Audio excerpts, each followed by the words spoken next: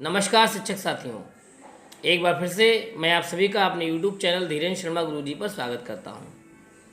साथियों, जैसा कि हम सभी लोग जानते हैं, सरकार ने सभी अधिकारियों कर्मचारियों के डीए में 4% की वृद्धि कर दी है। जो डीए में वृद्धि कर दी है 34% से 38%। तो कई लोग पूछते रहते हैं कि सर मेरे वेतन में कितनी वृद्धि होगी, मेरा वेतन कितना बढ़ जाएगा, कितना अंतर पड़ेगा, कितना वेतन अधिक आएगा, आदि प्रश्न पूछते रहते हैं। तो आज आपको हम बताएंगे कि जो प्राथमिक विद्यालय में शिक्षक हैं यानी प्राइमरी के सहायक अध्यापक, उनका वेतन कितना बढ़ेगा, कितना इजाफा होगा वेतन में। तो चलिए सब मित्रों स्टार्ट करते हैं। ये एक टेबल है, इसको आप देख लीजिए। इस टेबल में के माध्यम से आपको समझाने का प्रयास करते हैं। देखिए लेवल 6, ये लेवल 6 है जो इस समय वर्तमान में प्राथमिक में विद्यालय में सहायक अध्यापक हैं, उनका जो इस साल भर्ती हुए हैं या अभी जल्दी में वो भर्ती हुए, तो उनका मूल वेतन जिनका 35,400 है, उनका अभी तक जो डीए मिल रहा था 34% के हिसाब से यानी 12,036 बन रहा था।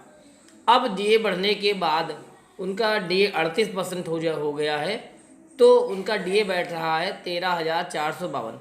यानी एरियर कितना बनेगा 1,416 रुपये, यानी 1,416 रुपये उनको उनके वेतन में वृद्धि होगी।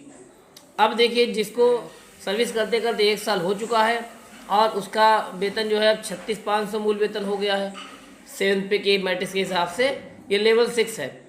तो उसमें आप देख सकते हैं उसका डीए बैठ रहा था 12,410, अब डीए हो जाएगा 13,870, यानी उसका एरिया कितना 1,460 की उसके वेतन में वृद्धि होगी।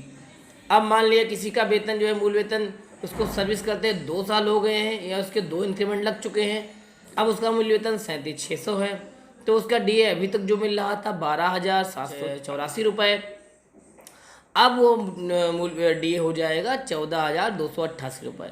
यानी अब जो है 1,504 रुपये का जो डिफरेंस आएगा, यानी 1,504 रुपये का उनका वेतन बढ़ जाएगा।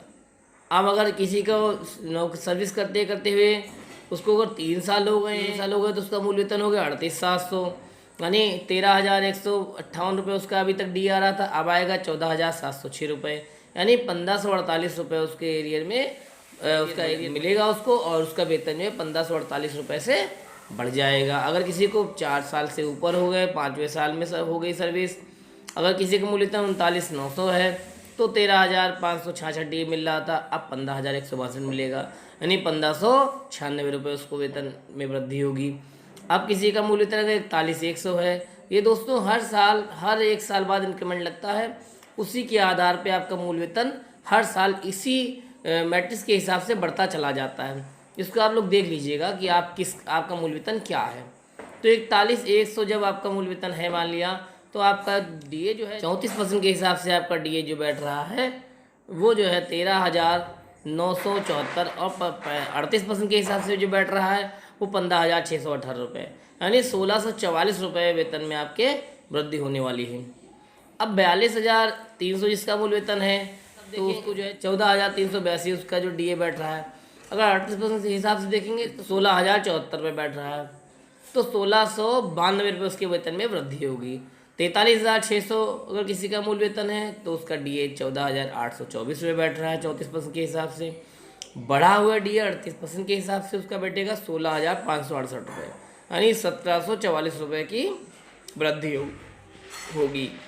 अब किसी का अगर मूल वेतन 44,900 है तो 15,266 पर डीए बैठ रहा था, अब डीए बैठेगा 17,062 रुपये, 1,796 रुपये की उसके वेतन में वृद्धि होगी।